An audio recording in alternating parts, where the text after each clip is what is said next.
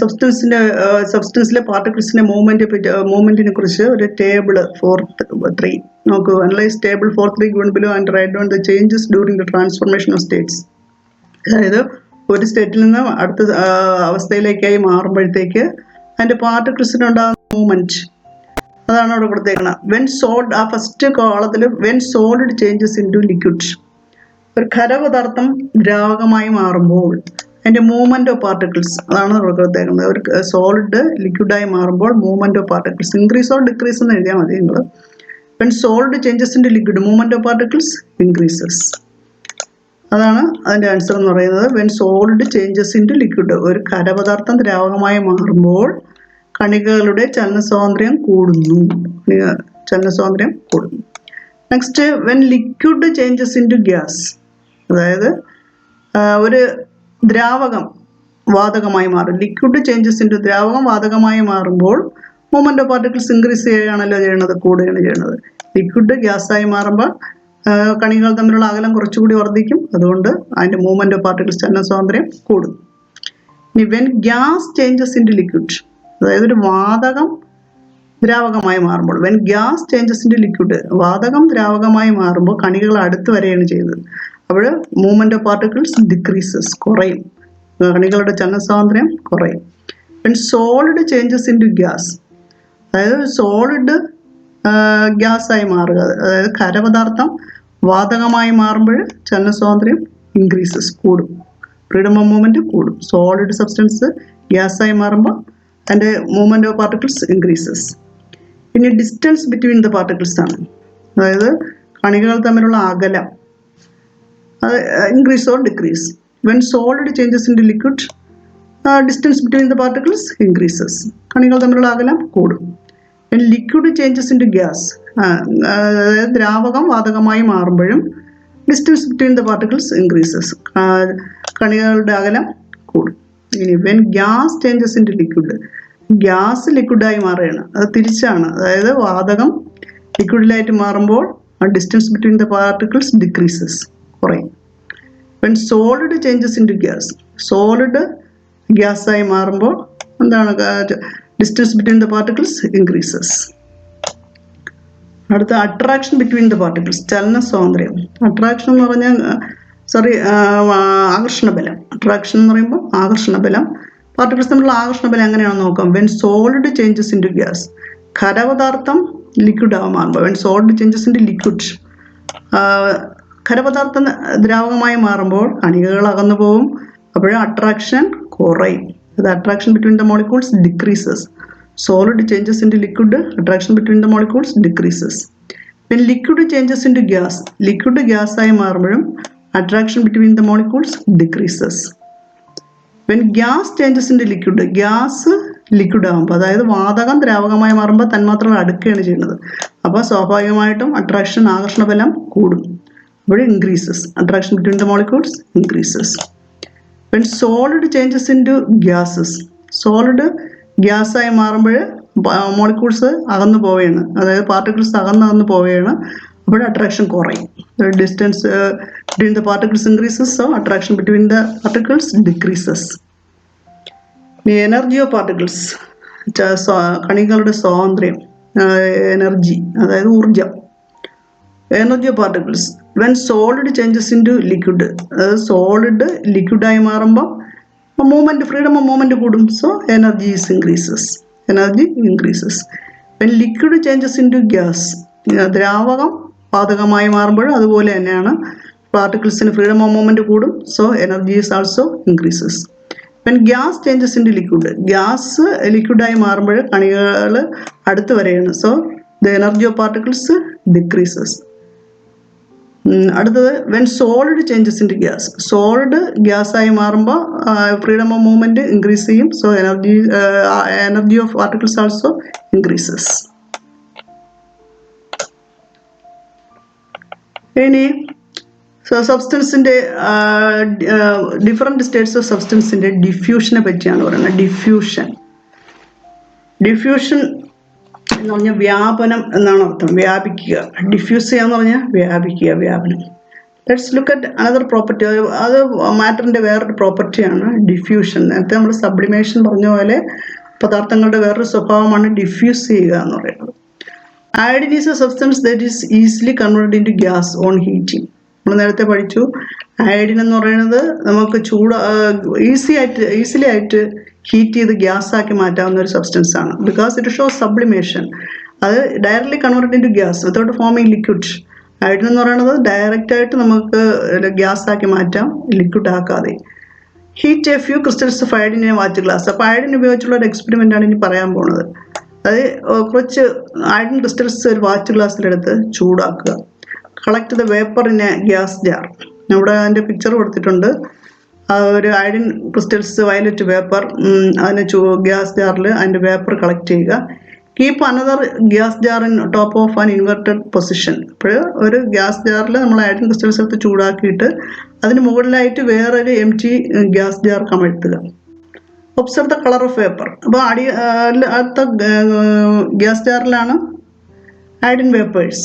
അപ്പം മുകളിലേക്ക് വെച്ചേക്കുന്ന ഗ്യാസ് ജാറ് കുറച്ച് സമയം കഴിയുമ്പോൾ അതിലേക്ക് ഈ വേപ്പേഴ്സിൻ്റെ കളറ് അതിലേക്ക് വ്യാപിക്കുന്നതായിട്ട് കാണാം. Observe the colour of vapour.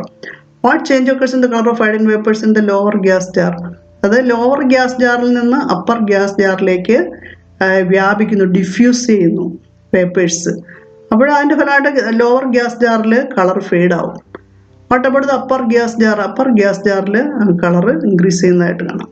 What is the reason for this? It is due to diffusion. അപ്പോൾ ഈ എന്തുകൊണ്ടാണ് അവിടെ സംഭവിക്കുന്നത്? വ്യാപനം എന്ന് പറയുന്ന ഒരു പ്രക്രിയയാണ്. അതായത് ഒരു സ്ഥലത്ത് നിന്ന് മറ്റൊരു സ്ഥലത്തേക്ക് ഗ്യാസ് വ്യാപിക്കുന്നു. വാതകങ്ങൾക്ക് സ്പ്രെഡ് ചെയ്യാനുള്ള കഴിവുണ്ട്, വ്യാപിക്കുന്നതിനുള്ള കഴിവുണ്ട്. ഇതാണ് പിന്നെ ഇവിടെ പറയുന്ന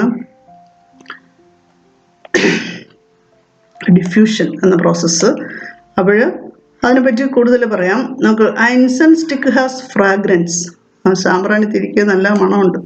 but the fragrance fill the room only when the stick is Litt.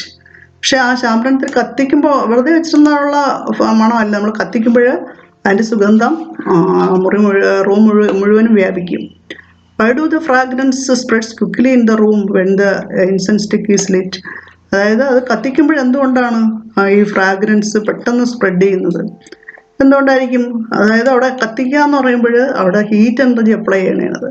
അപ്പോൾ ഹീറ്റ് എനർജി അപ്ലൈ ചെയ്യുമ്പോൾ the rate of diffusion increases. ആ നിരക്ക്, അതായത് വ്യാപന നിരക്ക് കൂടും. താപോർജ്ജം കൊടുക്കുമ്പോഴത്തേക്ക് വ്യാപന നിരക്ക് കൂടുന്നതിലാണ് നമ്മൾ സാമ്പ്രാണിത്തിരി കത്തിക്കുമ്പോൾ അതിൻ്റെ ഫ്രാഗ്രൻസ് പെട്ടെന്ന് ആ റൂം മുഴുവൻ സ്പ്രെഡ് ചെയ്യുന്നത്. Is there any relation between temperature and diffusion. അപ്പോൾ ഈ ടെമ്പറേച്ചർ, താപത്തിനും വ്യാപനത്തിനും തമ്മിൽ എന്തെങ്കിലും ബന്ധമുണ്ടോ? Is there any relation between temperature and diffusion? Why does the smell of hot food spread quickly to the long distance. ചൂടുള്ള ആഹാര പദാർത്ഥങ്ങളുടെ സ്മെല്ല്, മണം നമുക്ക് പെട്ടെന്ന് ഒരു ദൂരെ വരെ വ്യാപിക്കുന്നത് എന്തുകൊണ്ടാണ്? അതായത് is the rate of diffusion of substance in gas and liquid is same. അതായത് ഡിഫ്യൂഷൻ നിരക്ക്, അതായത് വാതകത്തിലും ദ്രാവകങ്ങളിലും ഒരുപോലെയാണോ? അതായത് when temperature increases the rate of diffusion also increases.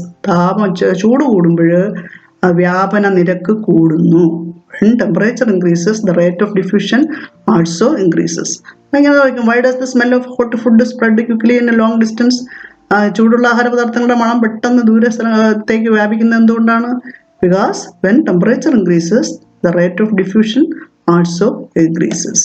So the smell spread quickly. അടുത്തത് പറയുന്നത് ലിക്വിഡിനും ഗ്യാസസിനും റേറ്റ് ഓഫ് ഡിഫ്യൂഷൻ ഒരുപോലെയാണോ എന്നാണ് പറയുന്നത്. Diffusion of iodine vapour and ink and find the. നമുക്കിവിടെ ഒരു അയഡിൻ വേപ്പറിൻ്റെ ഡിഫ്യൂഷൻ നമ്മൾ കണ്ടതാണ് ഗ്യാസ് ജാറിൽ. ഇനി നമ്മൾ മഷി എന്ന് പറയുന്ന ഇങ്ക് ഒരു ലിക്വിഡാണ്. അതിലുള്ള ഡിഫ്യൂഷൻ നോക്കാം എങ്ങനെയാണെന്ന്. What is the relation between diffusion and movement of particles in different state. അത് നേരത്തെ ഞാൻ പറഞ്ഞതാണ്. ഡിഫ്യൂഷനും and movement of particles in different state. അതായത് 3 അവസ്ഥകളിലും ഡിഫ്യൂഷൻ നിരക്ക് ഒരുപോലെ അല്ല. എന്തൊക്കെ? What is the relation between diffusion and movement of particles in different state. ഓരോ അവസ്ഥ ഡിഫ്യൂഷനും മൂവ്മെൻറ്റ് ഓഫ് പാർട്ടിക്കിൾസും തമ്മിലുള്ള റിലേഷൻ എന്താണെന്ന് നോക്കാം. അതാണ് ഇനി പറയാൻ പോകുന്നത്. In solid is there a similar possibility for diffusion. സോളിഡിൽ മൂവ്മെൻറ്റ് ഓഫ് പാർട്ടിക്കിൾസ് എന്തുകൊണ്ടാണ്? Molecules particles very closely packed, വളരെ അടുത്തടുത്താണ് സ്ഥിതി ചെയ്യുന്നത് ഖരപദാർത്ഥങ്ങളിൽ. അതുകൊണ്ട് അവയ്ക്ക് ഫ്രീഡം ഓഫ് മൂവ്മെൻറ്റ് വളരെ കുറവാണ്. അതുകൊണ്ട് അവയുടെ ഡിഫ്യൂഷൻ റേറ്റും വളരെ ലോ ആണ്. Because the molecule particles have no freedom of movement. അതായത് കണികകൾക്ക് ചലന സ്വാതന്ത്ര്യമില്ലാത്തതിനാൽ ഡിഫ്യൂഷൻ റേറ്റ് വളരെ കുറവാണ്, വ്യാപന നിരക്ക് വളരെ കുറവാണ്. കാരണം ചലന സ്വാതന്ത്ര്യമില്ലെങ്കിൽ നമ്മൾ ഡിഫ്യൂസ് ചെയ്യാൻ പറ്റില്ല, വ്യാപിക്കാൻ പറ്റില്ല. അതേസമയം place a drop of ink on a glass plate and observe. നമുക്ക് ഒരു ഗ്ലാസ് പ്ലേറ്റിൽ ഒരു ഡ്രോപ്പ് ഇങ്ക് ഒഴിച്ചിട്ട് ഒബ്സർവ് ചെയ്യാം. കുറച്ച് സമയം കഴിയുമ്പോൾ അത് സ്പ്രെഡ് ചെയ്യും, ആ ഗ്ലാസ് പ്ലേറ്റിലേക്ക് സ്പ്രെഡ് ചെയ്യണം. പക്ഷേ അത് ഗ്യാസ് പോലെയല്ല, compared to solid it haves higher diffusion rate. അതായത് സോളിഡിനെ അപേക്ഷിച്ച് നോക്കുകയാണെങ്കിൽ അതിൽ ഫ്രീഡം ഓഫ് മൂവ്മെൻറ്റ് ലിക്വിഡിന് കൂടുതലാണ്, അതുകൊണ്ട് ഡിഫ്യൂഷൻ റേറ്റും കൂടുതലാണ്. അപ്പോൾ ഡിഫ്യൂഷൻ എന്ന് പറയുന്നത് നമുക്കിവിടെ ഒരു ഡെഫിനിഷൻ ഉണ്ട്, ആ ബോക്സിലേക്ക് നോക്കുക. Diffusion is the spontaneous mixing of different particles having freedom of movement. അതായത് ഡിഫ്യൂഷൻ എന്ന് പറയുന്നത് spontaneous mixing of different particles having, ചലന സ്വാതന്ത്ര്യമുള്ള കണികകൾ പരസ്പരം ചേരുന്നതിനെയാണ് ഡിഫ്യൂഷൻ എന്ന് പറയുന്നത്. Spontaneous mixing of different particle having freedom of movement, ചലന സ്വാതന്ത്ര്യമുള്ള വിവിധ കണികകളുടെ മിക്സിംഗ്, അതായത് ഒത്തുചേരലാണ് ഡിഫ്യൂഷൻ എന്ന് പറയുന്നത്. Spontaneous mixing of different particles having freedom of movement. Find more examples for diffusion from daily life. നമ്മുടെ ജീവിതത്തിൽ ഒരുപാട് ഡിഫ്യൂഷൻ പ്രോസസ്സ് നമുക്ക് പറയാൻ പറ്റും. Spreading of the smell of flowers, അതിൻ്റെയൊക്കെ പിന്നെ സ്മെല്ല് സ്പ്രെഡ് ചെയ്യണത്, പിന്നെ ഹോട്ട് ഫുഡിൻ്റെ സ്മെല്ല് സ്പ്രെഡ് ചെയ്യണത്, പിന്നെ ഡീക്കേയിങ് സബ്സ്റ്റൻസ്. ഇപ്പം നമുക്ക് മണമുള്ള സാധനങ്ങൾ മാത്രമല്ല, ഡീക്കേയിങ് ആയിട്ടുള്ള സബ്സ്റ്റൻസിൻ്റെ സ്മെല്ല് സ്പ്രെഡ് ചെയ്യുന്നതും ഡിഫ്യൂഷൻ വഴിയാണ്. അങ്ങനെ നമുക്ക് ഡെയിലി ലൈഫിൽ പിന്നെ ചീഞ്ഞ വസ്തുക്കളുടെ വ്യാപനം പറയാൻ പറ്റും. പൂക്കളുടെയും പഴങ്ങളുടെയും മണം ഇവയെല്ലാം വ്യാപിക്കുന്നത് ഡിഫ്യൂഷനാണ്. അപ്പോൾ diffusion is the spontaneous mixing of different particles having freedom of movement. ചലന സ്വാതന്ത്ര്യമുള്ള കണികകളുടെ പരസ്പരം കലരുന്നതിനെയാണ്, ചലന സ്വാതന്ത്ര്യമുള്ള കണികകൾ പരസ്പരം കലരുന്നതിനെയാണ് വ്യാപനം എന്ന് പറയുന്നത്. Diffusion is the spontaneous mixing of different particles having freedom of movement. ബാക്കി നമുക്ക് അടുത്ത ക്ലാസ്സിൽ